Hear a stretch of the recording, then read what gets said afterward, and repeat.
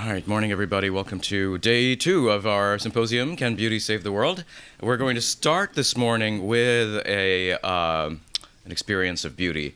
And for that I want to introduce Jeffrey Chan and a group of students from the Schulich School of Music who will lead us in a performance.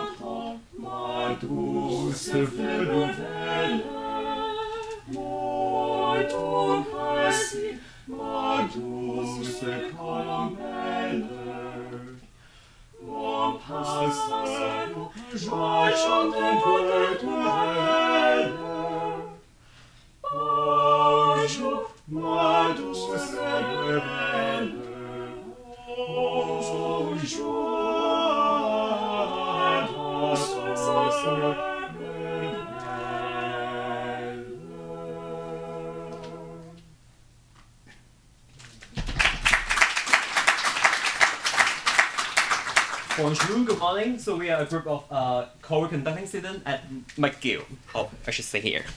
Bonjour. So we are a group of choral conducting students at McGill. It's our pleasure to be here to sing the opening a little bit music for fun.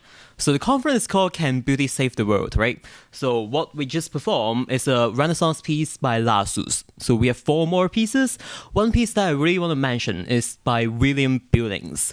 So most of he's a very early American composer. Everything we know about him is that he looks very ugly. So his beauty can't really save the world, but maybe his music can save the world. So we'll see if he can do it. Please enjoy.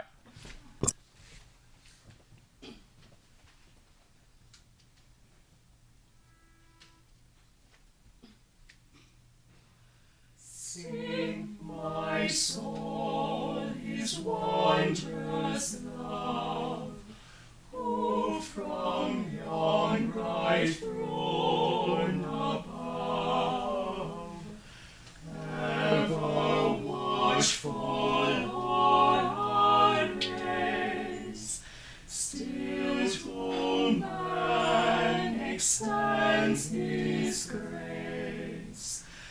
Heaven and earth by him were made, all is by his scepter's weight.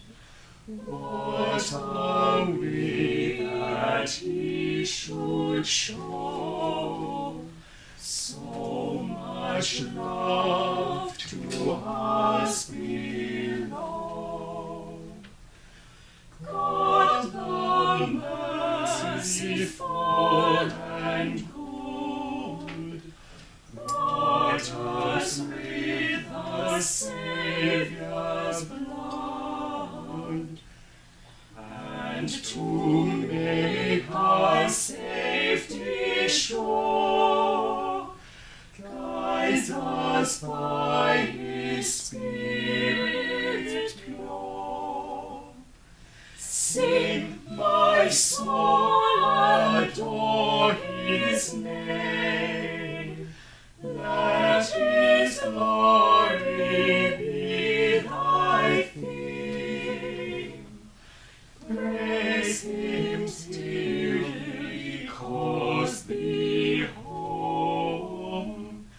Trust him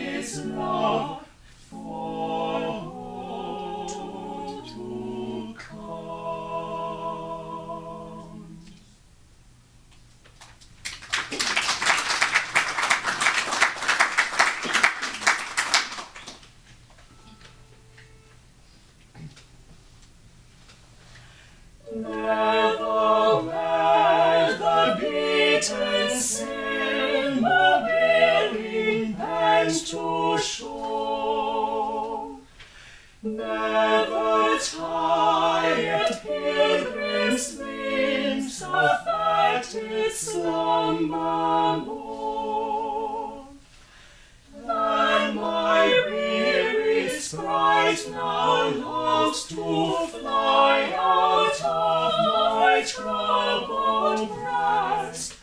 Oh, come quickly, oh, come quickly, oh, come quickly, sweetest Lord, and take my soul to rest.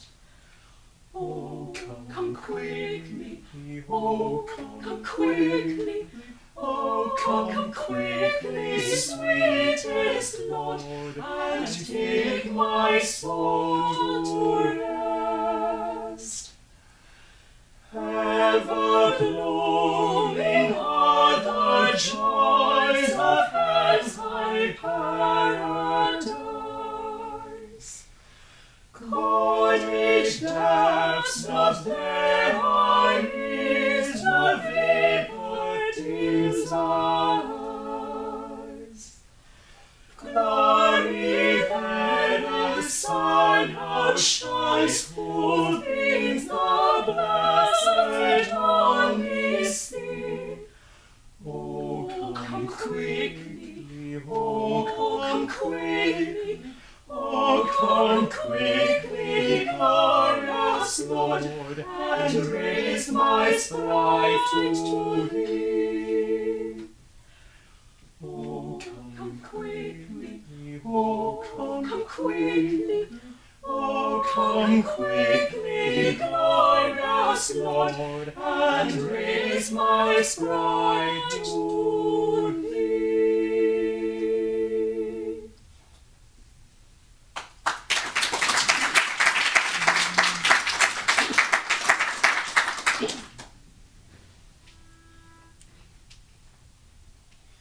I am the rose of Sharon and the lily of the valleys. I am the rose of Sharon and the lily of the valleys. As the lily among the thorns, so is my love among the daughters. As the apple tree among the tree of the wood. So is my beloved among the sons. So is my beloved among the sons. I sat under his shadow with great delight. And his fruit was sweet to my taste. And his fruit was sweet to my taste. He brought me to the bankrupting house. His banner over me was love. He brought me to the banqueting house. His banner over me was love. Stay me with flagons, Comfort me with apples, so I am safe. for I am sick. For I am sick of love. I charge you, all you daughters of Jerusalem, by the roads and by the heights of the field, That you stir not up, That you snort at all, That you stir not up, that you stir not up, nor awake. Awake, awake, awake, my love, till he please. the voice of my beloved. behold, he cometh, leaping upon the mountains, skipping, Skipping, Living upon the mountains, skipping upon the hills. My beloved spake, and said unto me, rise up, rise up, Rise up, Rise up, my love, my fair one, come away. for though the winter is past, the rain is over and gone. For lo, the winter is past, the rain is over and gone. The rain is over, the rain is over, the rain is over and gone. For lo, the winter is past, the rain is over and The voice of my beloved. behold, he cometh, leaping upon the mountains, skipping, Skipping, skipping, skipping, leaping upon the mountains, skipping upon the hills. My beloved spake, and said unto me, rise up, rise up, Rise up, rise up, my love, my fair one, come away. for lo, the winter is past, the rain is over and gone. For lo, the winter is past, the rain is over and gone. The rain is over, the rain is over, the rain is over and gone. For lo, the winter is past, the rain is over and gone.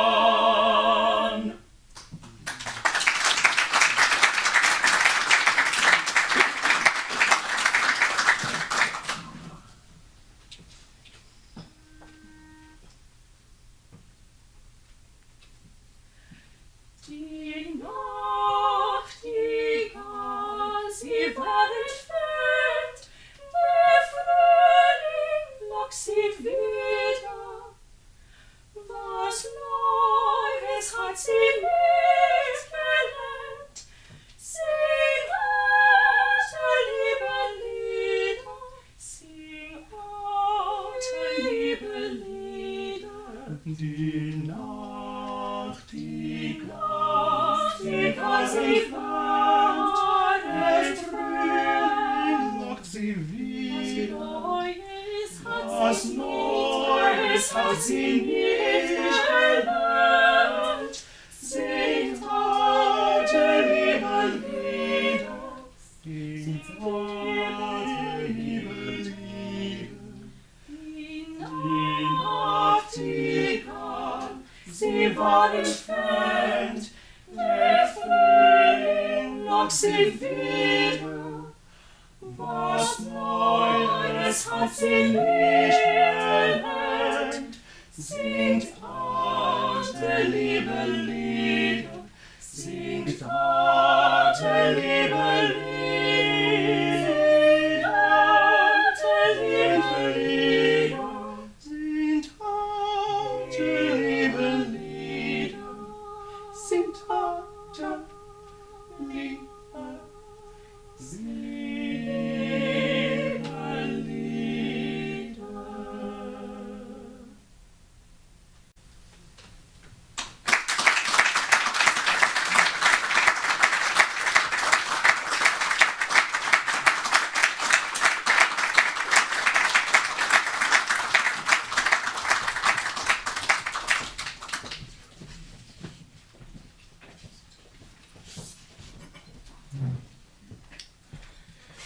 That's wonderful. It is now my pleasure to introduce the moderator for our first panel, which is on the transformative beauty of music.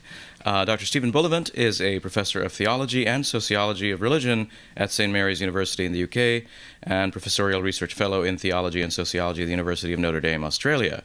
I would like to welcome Stephen and the panelists to take the stage. You might need to move the table up front. No, we're going to leave them there. We're going to do the table at the end. Okay, sounds good. Well, good morning. After the choir saved the world, I'm here to ruin it again.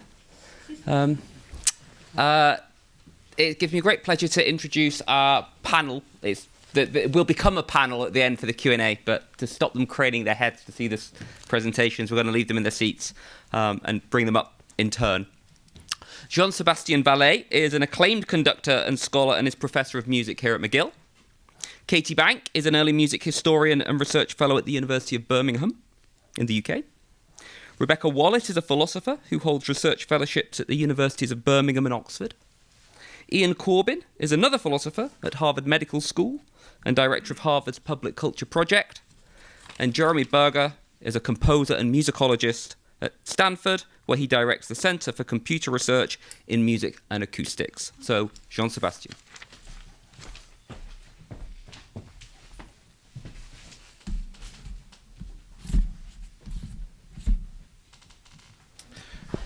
Good morning, everybody. Bonjour. Welcome to Montreal. I hear that many of you are visiting from outside of Montreal. It's great to have you here at McGill. And in Montreal, we just heard fantastic singing from 4 students from the Schulich School of Music. They are also conductors, and I'm glad to have them in my studio as my students. So starting this morning with music, lead us to ask this deep question: can music, through art, through beauty, change the world? And I come to this question as a musician, as a performer, and mainly as a conductor. You can probably find me in one of the spots there. At the center of my work, every day, in rehearsal and in performance, there's one simple but powerful idea: transformation. The work of a conductor can look mysterious. You've probably seen a conductor standing at front of the orchestra, waving their arms. Maybe you've even wondered, what does it all mean? What are they actually doing? And in truth, we conductors also ask the same thing frequently. Because conducting is not about control, it's not about telling musicians what to do. For me, conducting is about opening a space through gestures, through breath, through movement. My aim is to create a space, an artistic, emotional, sonic, human space where the music can take place. And in that space, musicians bring their own expression, their own emotion. My role is not to impose my interpretation, but to invite them, the musicians, into my vision and let them be artists and express themselves within the frame that I propose as a conductor. When that happens, the performers, the music, and yes, also the conductor, are transformed all together. And this shared transformation, the meeting between people through sound, is what I would like to explore with you in the next few minutes. We're asking today, how does art transform us? How does music transform us? And from my own experience, that question expands into several more. Who in turn transforms the music? How is music itself transformed? And perhaps more importantly, what makes transformation possible with music? When we engage with art, we enter a aesthetic experience, a moment where feeling, imagination, and understanding come together. But these moments are rarely simple. They happen on so many levels all at once. There's the personal, there's the personal transformation when we are moved by beauty. There's the communal transformation when we experience beauty through our musical community. And there's artistic transformation when a work of art is actually transformed through interpretation and performance. Maybe I broke it. Here we go. Let's take an example. A piece by J.S. Bach. You have here in front of you the first page of the manuscript of Bach's St. John Passion. Black ink on paper. It is silent, it does nothing. As long as it stays on the page, it is only potential. But when musicians take that score and bring it to life, when they breathe into it, it becomes sound, energy, experience. That experience changes us, both listeners and performers, simply by being in contact with such a powerful masterwork. Pieces like Bach's Mass in B minor, Beethoven's Ninth Symphony, or Mahler's Second Symphony carry a creative force that transforms us. Their beauty, their complexity, their humanity, they remind us what genius can reveal about being alive. And something else happens too. The music itself changes. Each performance brings new life to the same notes. Different people, different emotions, different audiences, different stories.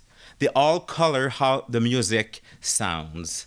The music of Bach or Beethoven or any piece is never the same twice. It is reborn every time it is played.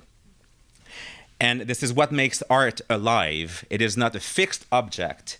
It is a dialogue between the score and our own humanity. Now let's look at a different kind of transformation, the one that happens within a community of performers. An orchestra or a choir is in many ways a small society, a living model of how individuals can listen, cooperate, and create together. It is made up of unique voices, each with its own personality, background, and personal voice, personal sound. And yet, those differences don't divide, they connect. The musicians breathe together, listen together, and find balance together. And to me, this is the image of the ideal world, one that shows that harmony is not the absence of difference, but the art of shaping difference into something shared, into beauty. And sometimes during a rehearsal or a concert, something shifts. The musicians stop being many and become one. That unity, that shared purpose is truly powerful. And this is one more level of aesthetic experience, an experience of beauty in community, beauty seen and perceived in the shared sense of community. Let me share a quick story with you. In this photo there with the singers, one of these singers is Anne. On the morning of our final rehearsal for this concert that you see here pictured on the screen, she lost her husband, who had been struggling with health issues for many months. And that was a really sad day for Anne and for all of those who knew her. We all thought she would step away, but she did not. She insisted on singing all 5 concerts. When I asked her why, she said, "Because singing with my choir is the only way I can breathe right now." And that sentence has never left me. In that moment, transformation did not come from the music itself. It came from the act of singing together, from the power of community. This, I believe, is one of art's greatest gifts, greatest powers. It allows us to be together, to see beauty, to live an aesthetic experience when words are no longer enough. Now let's think about the audience that you see here. They are not just spectators, they are part of the music.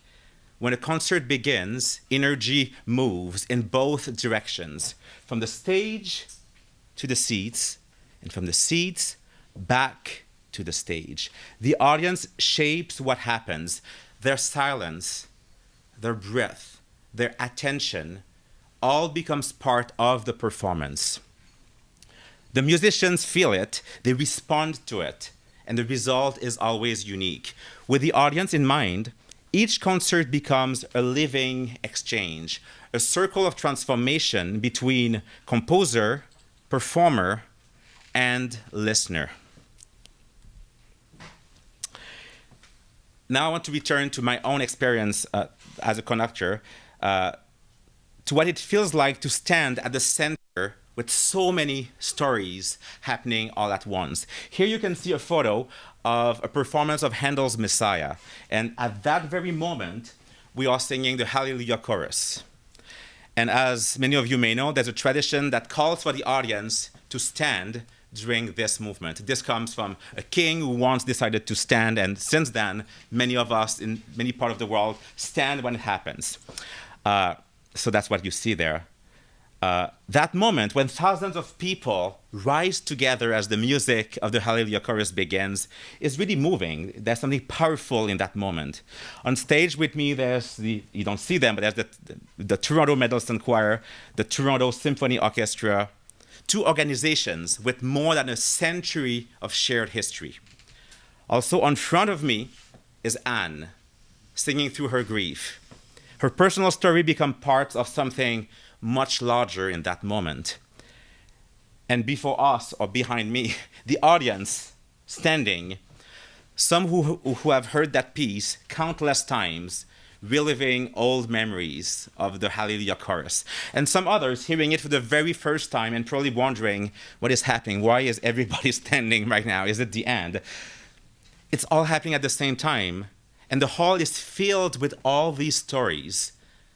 And there are even more. There are the stories, so backtrack there. There are the stories of the musicians with their years of diligent training, the organizations that are present there with their long histories, the audience as individual coming with their own backgrounds, and also as a collective body that in that moment decided to assemble. All of them are present, resonating together in the same space at the same time. And beyond that, we can also hear other stories, the stories of the instruments, many of them built centuries and centuries ago in different parts of the world.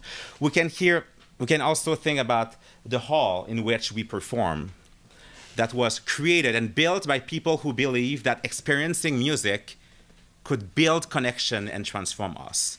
And there's the invisible story of music itself, traveling through time, carrying memory, emotion, and hope. All of this at the same time in that second when the music takes place. Moments like this reminds me that music is never only about the present. It gathers times, people, and meetings. To me, we are no longer in linear time. We enter circular time, sacred time, a space where past, present, and future meet, and where every story, every life finds its voice with all the others. So what does this tell us about beauty and its power to transform?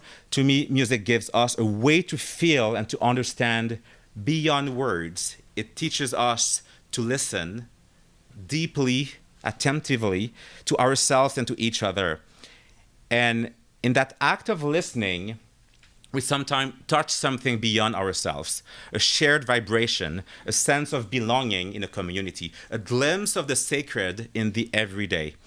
When we are moved by a single chord, a beautiful musical phrase, or even a silence, we step outside our individual boundaries. We feel connected to the music, to each other, to all our life stories, to our shared history, and to our humanity. And that, to me, is what transformation through music really means. What does music? Because music does not only reflect the world, music can remake the world, one note and one shared breath and one shared silence at a time. Thank you very much.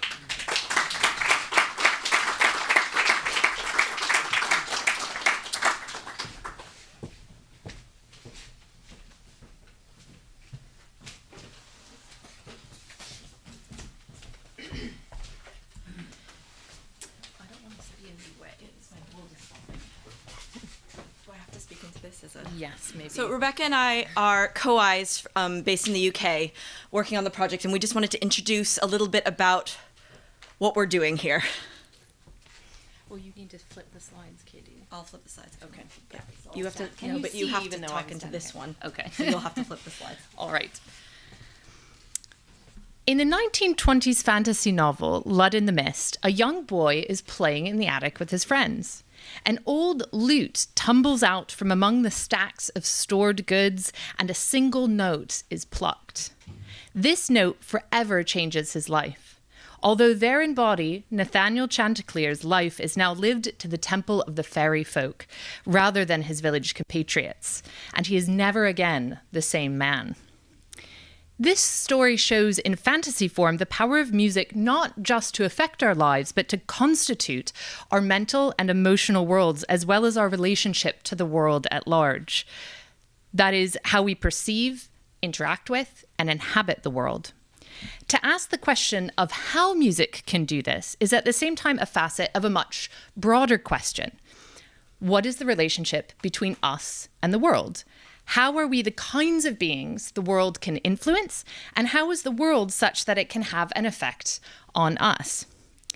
In the early modern period, this broader cosmological and metaphysical question was often worked out through the analysis and the practice of music.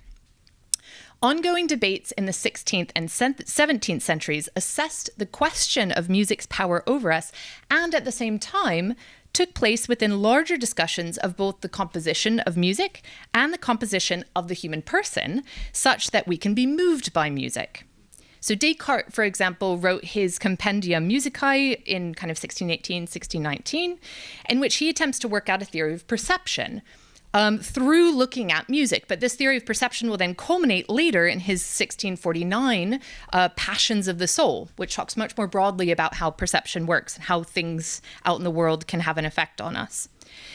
Even before this fuller articulation of philosophy, though, early modern writers wondered very intently and intentionally about music. So what form did this metaphysical wondering take in the late 16th and early 17th centuries, in England specifically?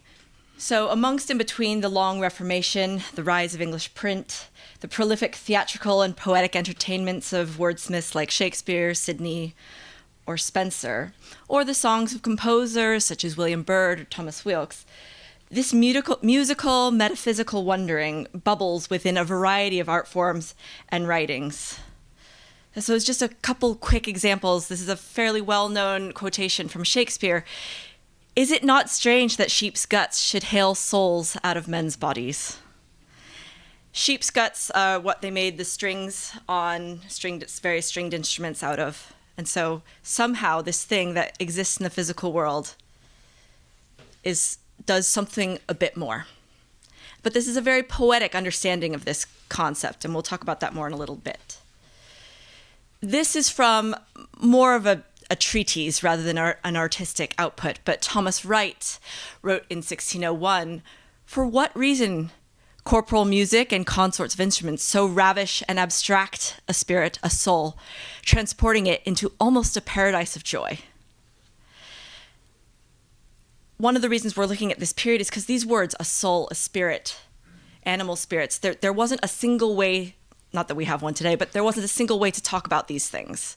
And there were a lot of pseudo-poetic, pseudo-literal ways of discussing the soul, the quality of the things that happen inside of us. I think the other thing to recognize from this quotation is that Wright recognizes that music is something of the corporal world. It exists externally, it is something physical, but then it goes inside and does something. So we're specifically looking at this period because it was a time of fundamental shifts in thought about music and sensing. In medieval and early 16th century philosophies, music was both a literal and poetic model for the human person, musica humana, with our inner world a microcosm of the universe, which was understood as the music of the spheres, or musica mundana. The study of music was also the study of the human person, as music ultimately presented the body with fundamental questions about the quality of music and human nature, as well as the relationship between them. So we know that you clap your hands, you hear an instrument, it is a physical thing. Early modern thinkers knew that it kind of went through the air somehow, entered the ear, and that's where things get a little bit more vague, because they know it goes into the body, somehow resonates with something inside of you, and changes your actions. It makes you feel things that make you do things. And that's what these early modern thinkers were really concerned with. I won't get into it too much today, but the impact of the Reformation is substantial in this because it does shift ways of thinking about the senses, which is all fundamentally tied into this. And early modern thinkers couldn't quite agree about how music worked on the soul or the spirits. So music, one writer says, music crept miraculously by stealth, finding its way along a certain passage into men's souls. Or perhaps some thinkers thought more along a pseudo-Aristotelian sympathetic resonance, such as George Sandys here. So in 1632, George Sandys noted the effect of music on human feeling, but rejected the harmony of the spheres. So he saw that as a more poetic way of understanding music rather than the actual mechanical way that the universe was set. And that's something that shifts in this period between the 16th and the later 17th century. So he instead argues that the spirits which agitate in the heart receive a warbling and dancing air into the bosom and are made one with the same wherewith they have an affinity, whose motions lead the rest of the spirits dispersed through the body, raising or suppressing the instrumental parts according to the measures of the music. And I should note that this is just in the footnotes to his edition of Ovid's Metamorphoses. I can talk about all of this art in great detail. I'll refrain for now, but if you have any questions, happy to chat about any of these as well. So then by the later 17th century, you get writers such as Samuel Pepys, who often conflates his music, his feeling about romantic love, his feelings about spiritual or godly love. So like many in his society, Pepys was a regular churchgoer, yet most of his spiritual writing was often reserved for musical rather than overtly religious experiences. So for example, here we have, "Here the best company for music I ever was in my life, and I wish I could live and die in it. Both for music and for the face of Mrs. Pierce, and my wife, Ann Nip, who was pretty enough, but the most excellent mad-humored thing, and sings the noblest that I ever heard in my life, and wrote, with her, some things together most excellently. I spent the night in ecstasy almost." Anyone who participates in communal music making today completely gets this experience. It's a high like nothing else, and you seek it out. Another example, but that which did please me beyond anything in the whole world was the wind music, which is so sweet that it ravished me. And indeed, in a word, did wrap up my soul so that it made me really sick, as I have formerly been when in love with my wife. That neither then nor all evening going home and at home, I was not able to think of anything else, but remained all command over the soul of a man, as this did upon me, and makes me resolve to practice wind music and to make my wife do the like. His poor wife. So in religious and more secular eras alike, one finds musical spiritual experience on the periphery of, or even central to, fundamental questions of human existence, such as the quality and purpose of beauty, being, or community. So we can see that for a variety of theological and philosophical reasons, the early modern period is a really interesting laboratory of thought for our study. This is not only because debates about music took place in and amongst broader, increasingly empirical methodological shifts in the study of the natural world, but also because of the way the English language was shaped and codified throughout this period. So today, for example, even in our more secular society, we still resort to platitudes about a choir sounding like angels or describe a performance as heavenly, as these are kind of still considered the most accessible terms for such an experience. The spiritual language surrounding these musical experiences has persisted, in other words, even as society has changed. But what's interesting, I think, to think about is that we may have lost a metaphysical key for understanding how spirituality was and also can be understood. So how can we both recover a deep understanding of how spirituality and singing are kind of entangled, while articulating this in terms of today's spiritual language, language that resonates with how people experience the world today?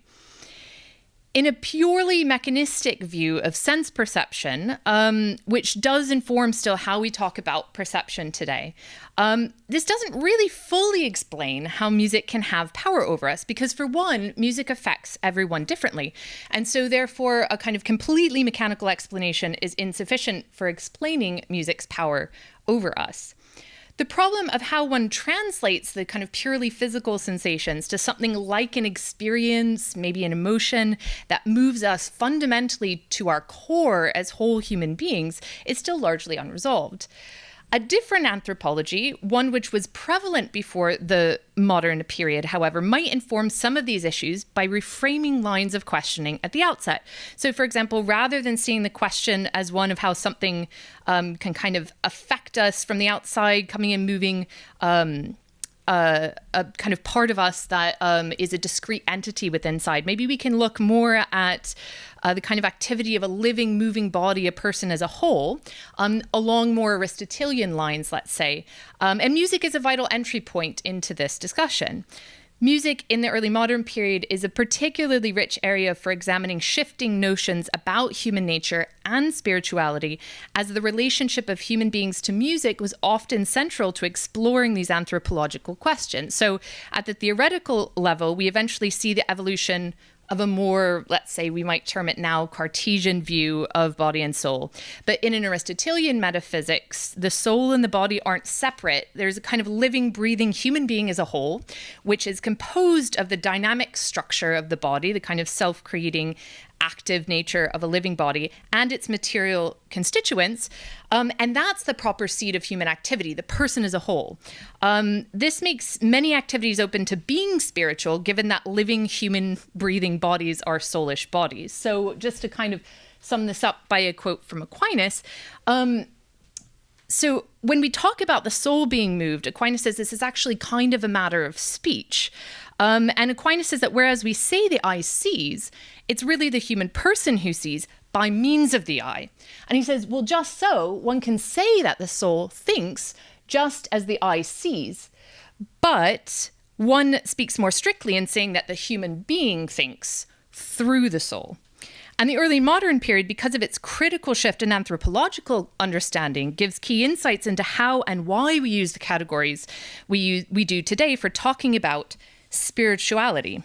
Music making was a critical part of these early modern discussions and a perfect example of human beings engaging in an activity for which there was no clear distinction between spiritual and musical dimensions. Musicking is an activity of the whole human person, enacted by means of our soulish constitution. Music seems to have the power to change not just one or two or five discrete emotions, moods, feelings in us. Rather, it seems to kind of change our whole psychological, spiritual makeup. Like Nathaniel Chanticleer, one note can change the course of an entire life, sending it in an entirely new direction. This is implicit knowledge to anyone who has experienced music in this way. Can music's power help us recapture and reconnect with a spiritual body? So I was just going to sum up some of the historical. We have various parts, but... Oh, yeah. Sorry, Mike. We have various parts to our UK subgrant, but I'm going to sum up some of our research questions for the historical portion. So how might this history inform our understanding of transformative musical experience today? How might pre-modern musical experience give us insight into the formation of our current categories for talking about spirituality, musical experience, and the human person? Can it help us discover or rediscover a fundamentally different approach to what constitutes well-being? And so on and so forth. We have more, but we can discuss those a little bit later. Thank you.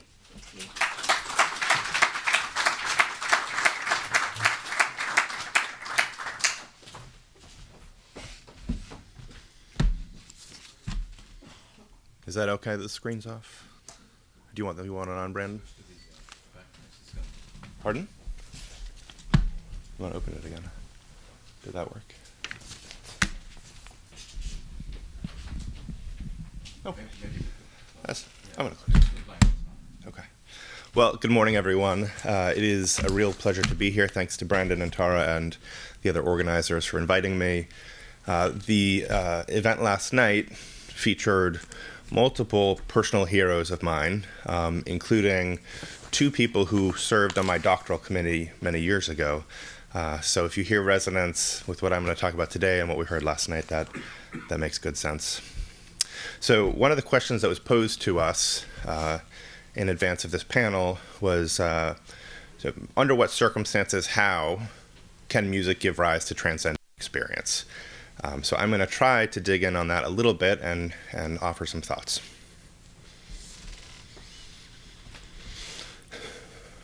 Transcendence, when we glimpse it, often emerges from the ashes of worldly failure.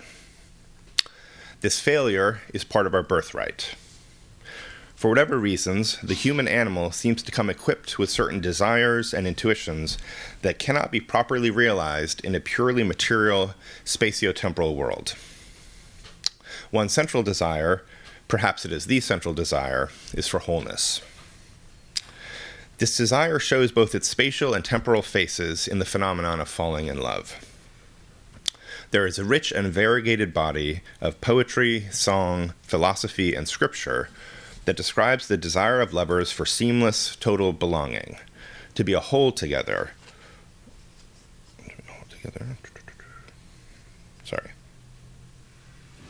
Or at least to be one flesh. This desire is, of course, doomed to failure. The space between lovers is finally ineradicable. Similarly, the onset of new love can give rise to desires and pledges for a union that will stretch out unbroken into eternity, that simply cannot be satisfied in our time-bound world, at least not using the simple resources of a fragile, mortal organism. Everything that has parts eventually falls apart. When the reality of this futility presents itself, when we are grown old, in one sense or another, and the chase for worldly wholeness has shown itself illusory, we have a few options. We can despair, we can reconcile ourselves to our tragic, fragmented lot, or we can keep chasing, but now differently. This latter course is described by the poet T.S. Eliot. We must be still and still moving into another intensity, for a further union, a deeper communion, through the dark cold and the empty desolation, the wave cry, the wind cry, the vast waters of the petrel and the porpoise. In my end is my beginning. This chase follows on the widespread and almost, I would say, ubiquitous sense that there is, beneath the level of human effort and participation, or in perception rather, beneath my attempts to get and keep the people or things that I want, a different kind of wholeness, which we can discern via inference and intuition, if not direct observation. We can intuit this kind of wholeness in the miraculous cohesion of every living thing. It is what the physicist and philosopher Henri Bortoft calls an active absence. Modern scientists have assembled schematic drawings of the processes of life that would beggar the imagination of earlier scientists. We have a massive and ever-expanding sense of how the different parts of a living thing function and work together. Part A of the cell works constantly to renew the molecules of Part B, while being simultaneously dependent upon Part B for its own functioning. There's a marvelous symphonic quality to every living thing, an impossibly virtuosic internal orchestration directing and coordinating the organism's various parts and processes. Modern scientists who, as a professional matter, eschew any talk of the soul, are prone to say things like, the organism, the system, or the whole is responsible for this work of coordination, without being able to point to the place where this conductor stands. The less reflective among them might point to DNA as the coordinating center, but this is an act of misdirection. DNA on its own is inert. It must be activated by other parts of the cell, acting at the behest of, well, we wish we could say. Well-composed music, I want to suggest, is an artifactual riff on this active sort of absence, this invisible whole that coordinates and harmonizes an orchestra of parts. A composition animates and directs, making, for a time, one from many. Just like the soul temporarily gathers together the parts of an organism and makes them one thing. The discrete physical entities of performers, instruments, tones, or rhythms are gathered together by the composition and become, in some sense, via the mysterious interpenetration and co-resonance which we call harmony and rhythm, one thing. If a score is a sort of artificial soul, it is a soul capable of transmigration. A song exists outside the vibrating strings or vocal cords that make it incarnate in this room or that. It can hopscotch from performance to performance, manifesting again and again across time and space.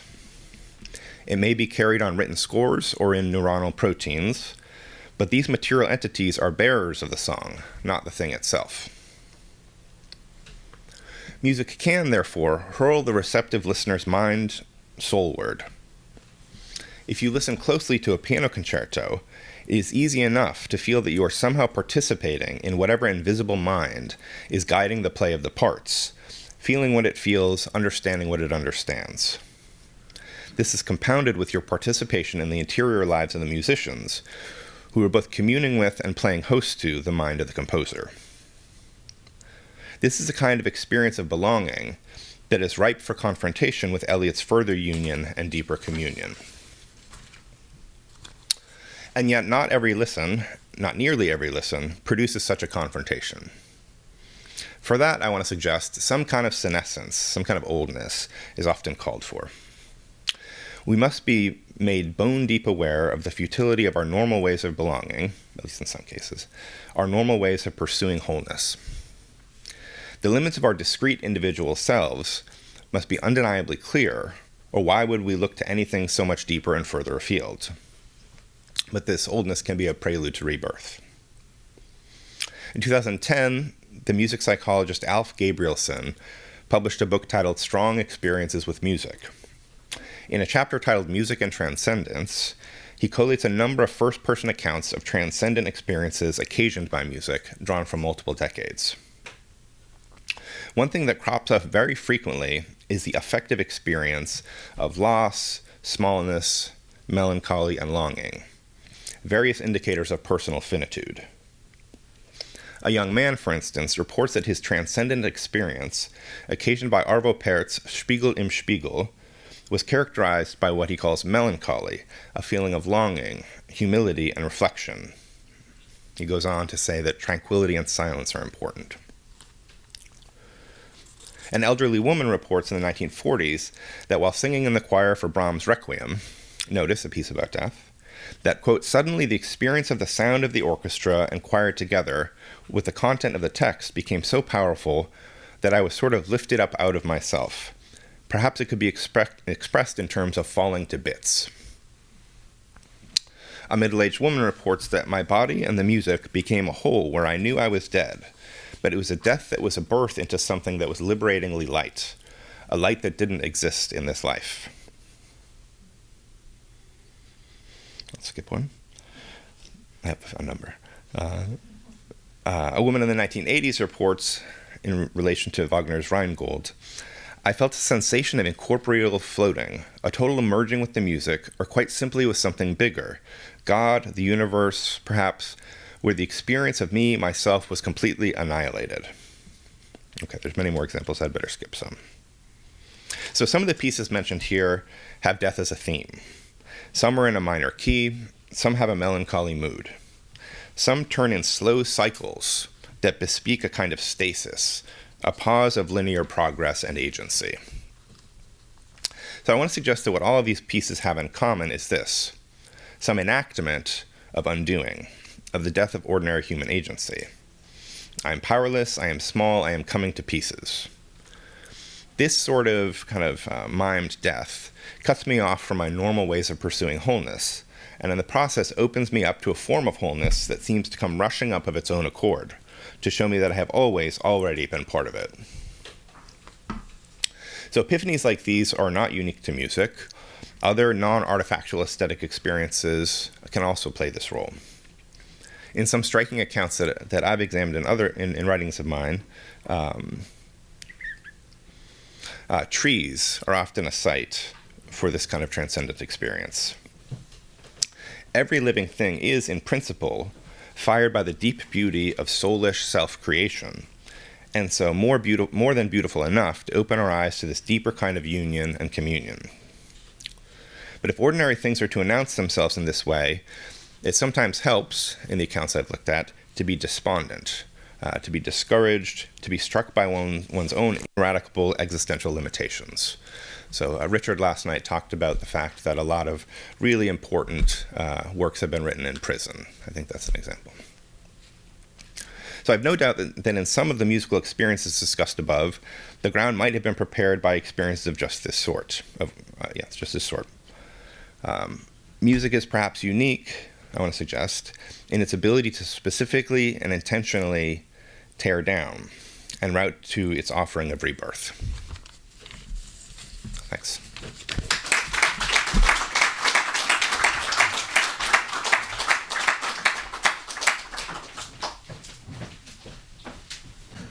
So, first of all, welcome, and thank you for inviting me here. This is an extraordinary event with extraordinary people. The first talk started with a slide that space where sound becomes music. And today I'm going to talk about the space itself, the material place where sound turns to music. The last talk mentioned Eliot's line, "In my end is my beginning," and the speaker said, "I am powerless, I am small, I am coming to pieces." The first talk yesterday was Keats' Grecian urn, Ode to a Grecian urn, in which he says, "The foster child of silence and slow time," a line that completely eluded me when I was in high school and we first learned the poem, but now comes back to haunt me. So let me start with this example from Bach.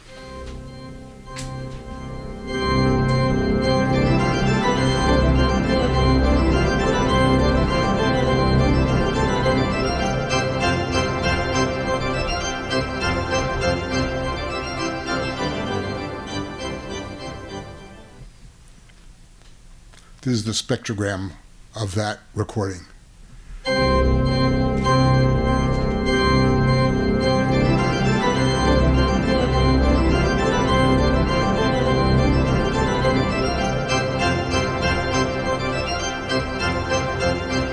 And even though you're hearing discrete chords and discrete events, you notice in the spectrogram that there is sound that continues all the way through, which is the reverberant sound of the hall. Eulogizing his father, Carl Philipp Emanuel Bach recounted how upon entering an organ, how about encountering an organ in a church, Johann Sebastian would, in Carl Philipp's words, quote, "test to see whether the organ has good lungs." To determine this, Bach would, quote, "draw out every speaking stop and play in the fullest and richest possible texture." At this, the organ builders would often grow quite pale and frightened. One can only imagine this effect as he went from church to church and town to town and tested the lungs of this organ.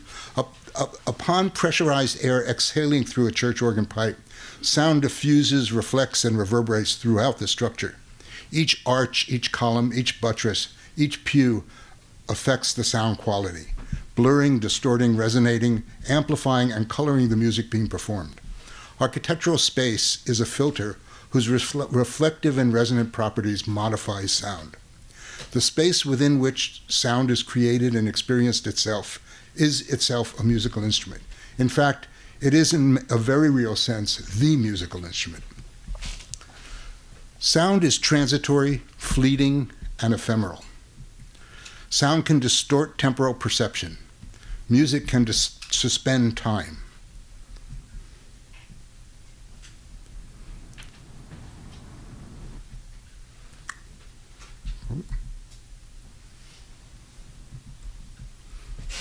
There should be a snippet here from Victoria's O Magnum Mysterium, which is an incredible work of acoustic blur. Architectural acoustics can further alter temporal perceptions. Architecture is voluminous, stationary, and material. At times, it alters perceptions of size, and in particular, perception of one's own size. One can feel small, confronting vastness. These altered perceptions can trigger and convey deep affective states, and in the case of music, it can be transformative. Sensory responses and cognitive responses blur in this case. We often talk about, I mean, in the last 2 days, we've heard the term perception, and I think it was used vaguely, if not incorrectly, in terms of that point where a sound coming into the ear is perceived and then interpreted in the auditory cortex. That path that it takes is in itself a mysterious and amazing path. This wall painting from Pompeii depicts Echo and Narcissus, hopelessly lamenting her unrequited love for Narcissus, who is infatuated with his own reflection. Echo is doomed to repeat all she hears. The inherent pathos of the acoustic echo is ubiquitous across time and culture. Western music has embodied it as a pervasive and fundamental characteristic in virtually every period and genre. A great deal of sacred architecture elicits awe and wonder through echo. For a person from my generation, this sound immediately triggers a response. So this is Pink Floyd's work Echoes, and here is a snippet from a dance by Henry Purcell.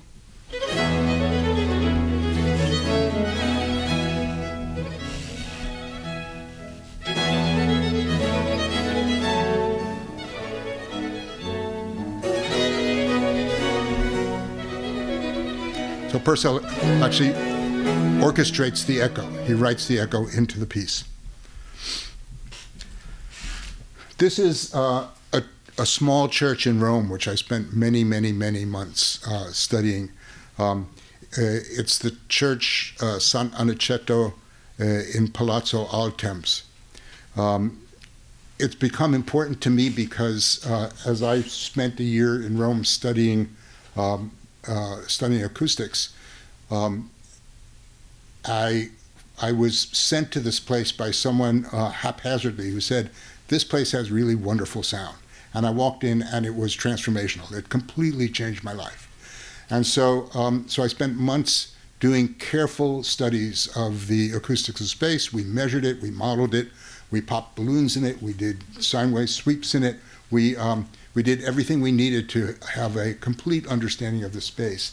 And then I asked the curator of the Museum of Palazzo Altemps what she knew about the music that was written for this space. And she said, "Well, come with me." And she took me up to her office, and she opened her cabinet, and sitting behind, so Italian, sitting behind her desk is a stack of manuscripts from 1604, the year the church was consecrated. And this was all the music that was collected for this church, the greatest composers of Rome.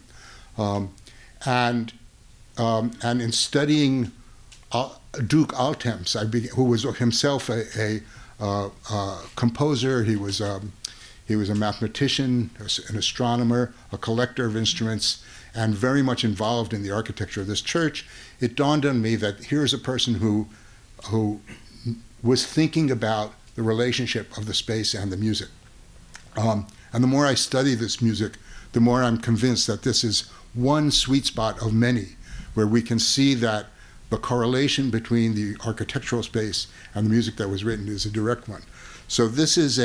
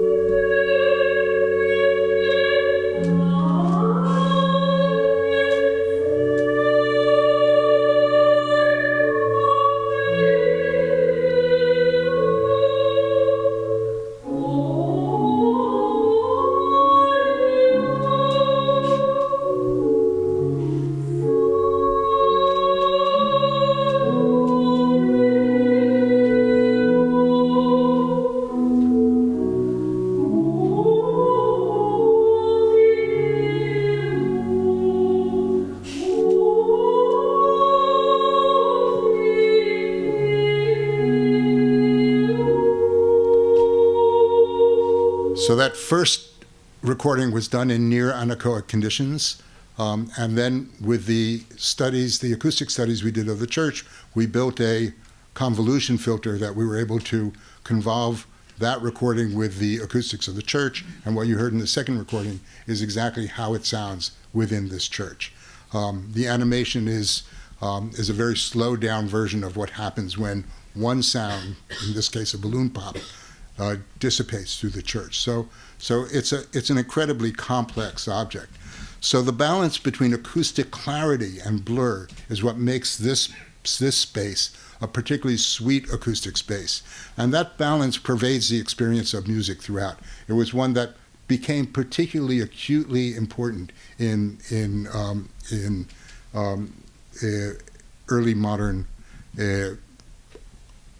art, composition, architecture, and thinking.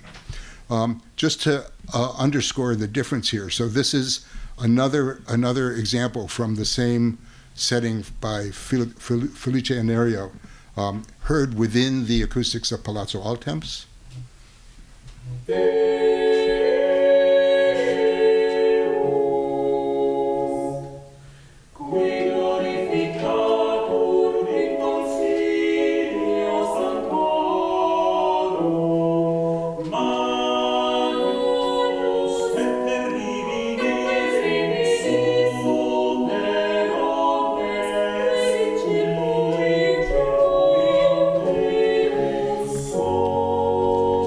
As a point of comparison, we did another study of Chiesa de Gesù, the Central Jesuit Church in Rome, which was a church that was built and consecrated at approximately the same time.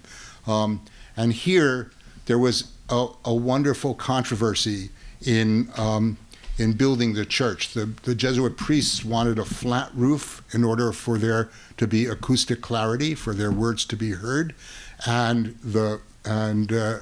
Cardinal Farnese, who was funding the church, wanted a dome, particularly for visual pleasure, and knowing that it would entirely distort the acoustics. So here's the same work as heard in Chiesa de Gesù.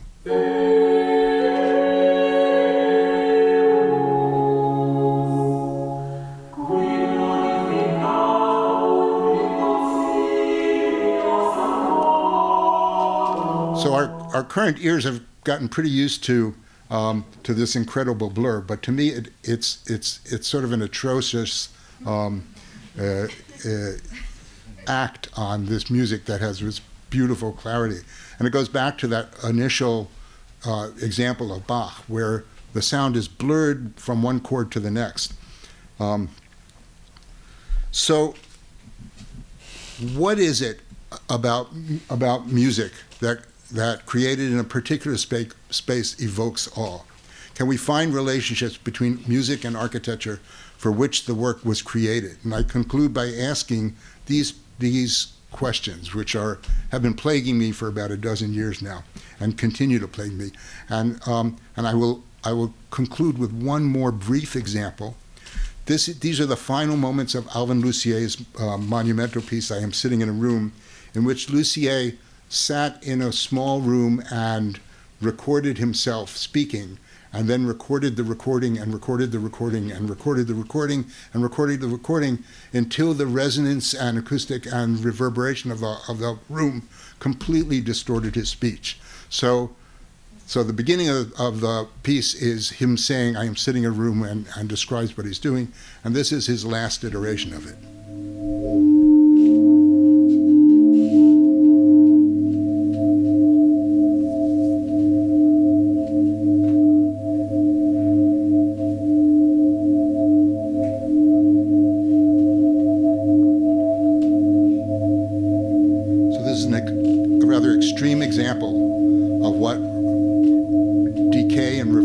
And resonance will do to music, here used musically. Thank you.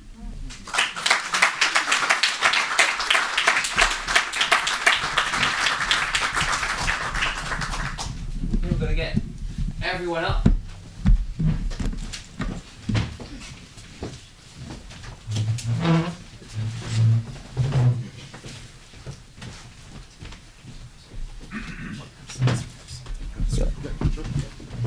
I think we've got about 15 minutes for questions, either for particular people or to the panel, and we'll kind of freewheel it and kind of see how we get on. I want to begin, and I'm going to abuse my privilege as the moderator to ask Jonathan a question, which just occurred to me. That was fascinating. Bodies presumably affect space and the acoustics and the kind of the instrument of the space. So, I mean, how does a full church differ from an empty church? Absolutely. I don't know yeah, absolutely. That's so I mentioned the pews and the but the people in the church and what they're wearing, the tapestries, everything has effect on the acoustics. And in the models that we build, we actually we model the differences between a church that's full of people and absent of people. Thank you. Yeah. Just. Oh, I think we've got a roving mic, so do pause to. Just curious if you've ever seen David Byrne's TED Talk on the coevolution of music and architecture. Okay. Yes, I have. Yeah. And David and I have talked a lot about this. Amazing. Yeah, William. Or Bill, I don't know. Thanks to all the panelists, a wonderful, eclectic group of presentations.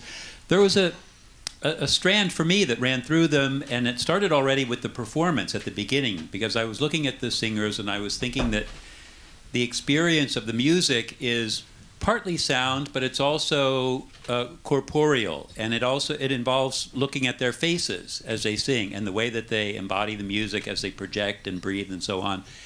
And so I was thinking about corporeality with each presentation, and I think that they all, maybe in different ways and some more explicitly than others, touched on this issue.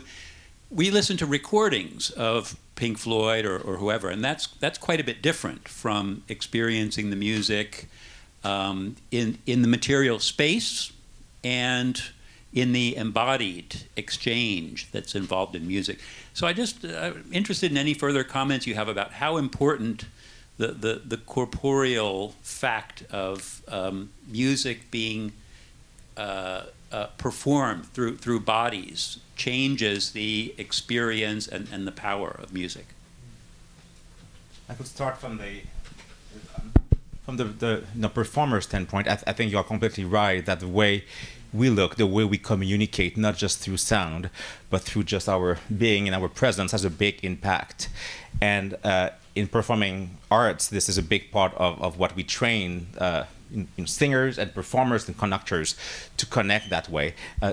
To me, as a conductor, when I think about how are my gestures influencing people witnessing them, this is part of this as well, and it also impacts the audience. Seeing a conductor moving a specific way connected to the sound would have an impact. There are a number of research about mirror neurons, how those mirror neurons react to specific gestures being made, and how those mirror neurons would fire when we see specific gestures. And I think this is a way that from a conductor to an orchestra or singers, a specific way of being, specific way of breathing would have an impact on them. And the other way too, this being done from the stage would impact the audience as well, at the same level as the sound, as I think. And I think this is, as you mentioned, we listen to recordings, the impact is different. Not because the sound is slightly different, but because we don't have this connection with the human, with the body that impacts our mirror. The mirror neurons.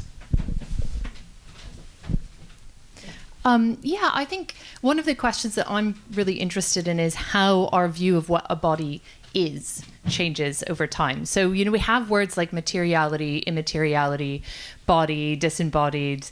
But actually, if you look at kind of different metaphysical constitutions of the world, what that means can vary depending on how you conceive the material or the physical world to be constituted. So I think the body is an interesting one in terms of human beings because it's a living body. And one of the questions in a kind of Aristotelian framework is, what is the difference between a living body and a non-living body?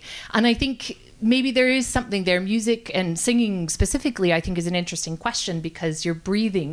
There's so many facets of it that have to do specifically with the living body.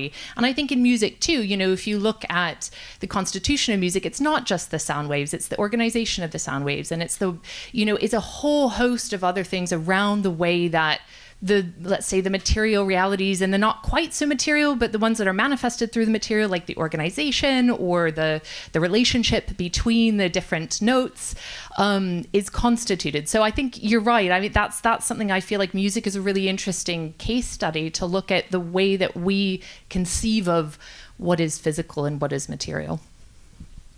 We don't know where to go, by the way. Okay.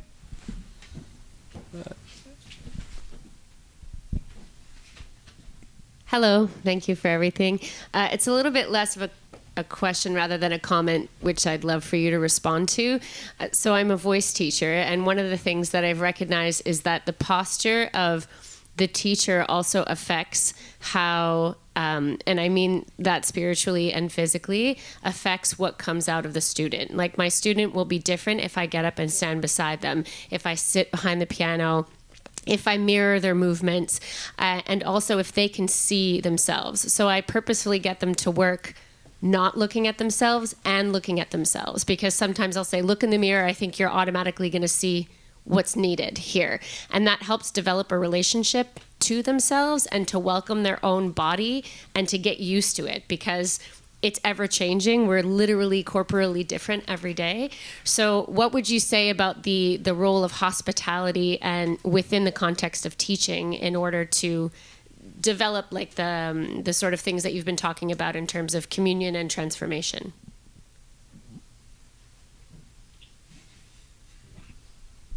I'll take it from a performance standpoint. I think what you mentioned about the impact of one's posture on the sound is great. And again, I think it does connect with the impact of mirror neurons, where we see something and how we perceive it and how it affects our own being. Often with students, we see it with singers or conductors or any performer.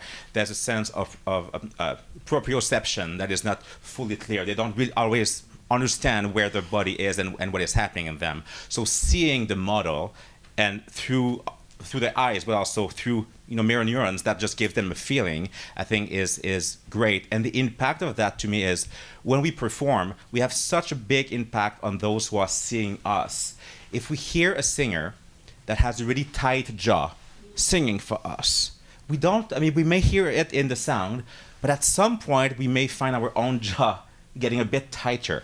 So this is beyond understanding of the music. This is this connection that is happening, and I think this has a lot of power. So this is beyond the power and impact of music, but it's this kind of this human connection that we can perceive and the impact that it has on us. I think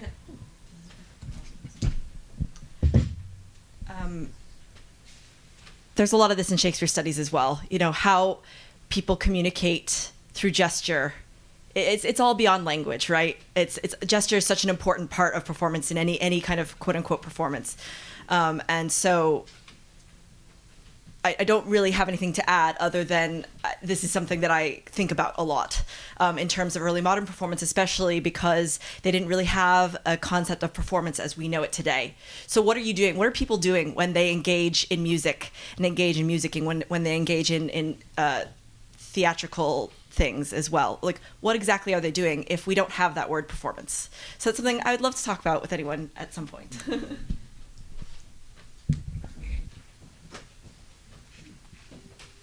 You got it, Brandon, I think.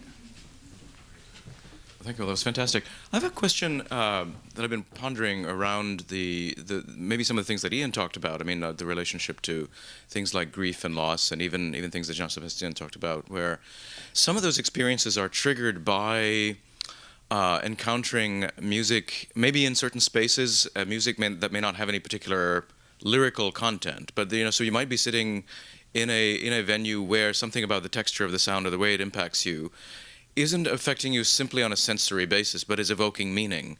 And I'd be curious if you all could shed some light on what is it about sounds that may not be tied to, like, it may not be trying to convey a particular meaning, or maybe it is, but it's not just awakening some kind of pleasure center in the brain, right? It is tied. It matters to us precisely because it evokes certain meanings. But where do those meanings reside, or how is it that those are evoked? So I'll just I'll sort of reiterate what I said before, which is when one is in a space that has a large reverberation, a long decay time, one tends to feel small, and one gets a sense of vastness, and that's an initial sensorial response that's often related to the music that's being played or the sound, or the words that are being said there. But that in itself is an affective response to sound. I don't know how good an answer this will be. I worked for some years as an art dealer, and a lot of the art that I represented, or the artists I represented, worked in abstract modes. And so there'd be colors splashed across and gestures. And what I found was that if you looked close and hard enough, if you took enough time with two colors sitting next to each other, you could start to feel it. I mean, nothing that the painter would have articulated in words, but I remember looking at one painting for a little while in the artist studio and saying, God, this color harmony, like it does finally work, but just barely, and there's some residue of not working. And is this about sort of relationships and aging and accepting things that are incomplete but work? And he was sort of like, yeah, kind of, yeah. So all I can say about that is that I think we have borderline miraculous abilities to ascertain meaning in nonverbal material stuff and read it if we're open and sensitive enough to read it in a certain way. And I think from a performance standpoint, the meaning of any music is created by the context in which it's performed. The space has a lot to do with that. Who are the listeners? Who are the performers? We had mentioned before Brahms' Requiem. In the second performance of Brahms' Requiem, the piece was still incomplete, and number 5, which is the one with the soprano solo, the soprano sings only once, that movement had not been written yet. And when it was performed then, that was for a Good Friday service, and the church thought it was not Christian enough, so they said, let's add something to make Brahms' Requiem a little bit more appropriate. So they added, I know that my Redeemer liveth, from Messiah, from Handel's Messiah. So they added that solo at that exact moment within Brahms' Requiem. And Brahms heard that and thought, I need to add a soprano solo. But then when they added that piece, I could imagine when the music of Handel took place in the middle of a Requiem, the meaning, the perception of that text and of that music was completely different. When we hear it as part of Messiah, opening part 3, there's a sense of light and hope in E major. There's something bright about it. In Brahms' Requiem, when we get there, I would imagine that the perception of that was much more reflective, much more about grief. So the same music, depending on the context, can have a completely different taste. I think we've got time for one more, if there is one more. Yeah, I think Elaine. Well, I want to ask a question, and I have to outline the steps, citing a few things in neuroscience, and the neuroscientists in the room might tell me that each of those steps is no longer believed, so I apologize in advance. But I'm just wondering if, in thinking about synesthesia, some scientists, for example, Ramachandran, say that one account is that there's incomplete pruning between different sections of the brain, and that the synesthete experiences that incomplete. And Ramachandran says that may actually be a model for the way metaphor works, that there is this crosstalk in the brain that you may not, or I may not, have that same kind of crosstalk, and yet when the poet says it, I immediately recreate it in my brain. And there's one philosopher, unfortunately, whose name I'm forgetting, but in an article in Noose, he argues that when somebody like Shakespeare or any poet, Hopkins, Keats, introduces metaphors, it's as though they are, at that moment, shifting into a new dialect, yet on the spot, we all become fluent and can speak that language.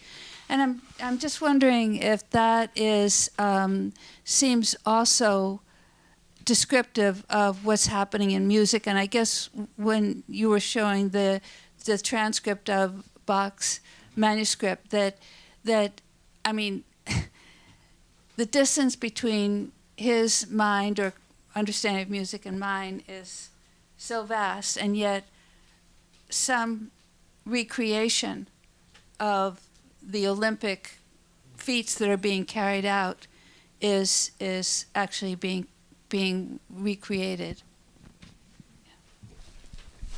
I mean, to build on the last part of your comment, the recreation, the bringing to life what we see from the score, especially with music of the past, I think is a great challenge, especially if we consider any kind of definition of what authenticity may be in terms of what it could mean for us. But one thing that is never authentic as a performer is our audience. No matter how much we work, we could never have an authentic audience from when that piece, that manuscript was done in Leipzig. So we cannot recreate that. So it also triggers the question, how do we use what we have from a composer, a masterwork, and how do we make it relevant, yet respecting intention, potentially having different ways of approaching the definition of authenticity? Is it how it was performed? Is it based on the intention? Is it based on the practice of it? But I think the trying to make it relevant. So it means that there's a transformation of that music depending on the context in which we do it. Doing this in Canada, doing that in North America is different than doing it in Europe. Just in understanding of that, doing it in a concert hall where people are not there for a religious reason. How do we make a Bach Passion speak to them? We go probably back to the fact that passion refers to the suffering of one person, and we connect it. So and it changes the way the music unfolds, I think, from the performers and from. So I think we change the way we use this language to make sure we can all connect with it. I always find it striking how in the early modern period, even though they're talking about it in different terms, it's the exact same conversation, just not in neurological terms. It's, but there's a quality maybe based on the planets about why music affects individuals in a different way, but it's basically the same question. We're asking the same questions over and over again, and I think it's a very good exercise to do, even if we don't find the answer. And one of the challenges of historical investigations of this, it taps back into what Bill was saying, is that you're always missing those bodies. You have these material remnants of the music as it happened. You have the score. You have perhaps even the actual violins or the actual bows that were used. You've got the spaces, the architecture, but you don't have those bodies. So how much do our modern today bodies have in common with historic bodies, and to what extent can we use our bodies to understand those historic bodies? And that's one of the great questions I grapple with, and I don't know. Just one last note on that, and I'm sure we're running out of time, but I really love that idea of metaphor, and that really resonates with what Coleridge used to say. So Coleridge, known as a poet, but also saw himself as a philosopher in many ways, and he grappled with this question of the relationship between the one and the many, because he looked out on the natural world. He saw that it was diverse, but he also had this impulse that he wanted something big, and he converted in his lifetime from a Unitarian to a Trinitarian. So he started describing this relationship between the one and the many in terms of the perichoretic union of the Trinity, how the relationship between the Father, Son, and Holy Ghost could both be one and many. But he sees the kind of creation of a piece of art as the creation of a symbol that combines the kind of noumenal realm and the phenomenal realm. And so that was kind of the vocation of a poet, was to create these symbols or these images or these metaphors that could somehow collapse the distinction between the two. And I think it sounds a bit like that's part of what you're saying too. I think a lot of these questions come down to the relationship between the one and the many. How can we have both at the same time? Let me just add one slightly parenthetical piece, and it relates to your work, Elaine, on imagining color. In music, there are aspects of music that we have no metric for. We have no quantifiable way of describing it. One of those is timbre, right? And so timbre is described adjectivally, and it's all metaphorically. A sound is rough, a sound is cold, a sound is warm, and I think that brings us into the world of metaphor at a much more basic level that opens up a whole new world of thinking about it. Well, I think it's time for coffee, and then I think we're back at 11 in here. But if you'd like to join me one more time to thank the panel, thank you very much.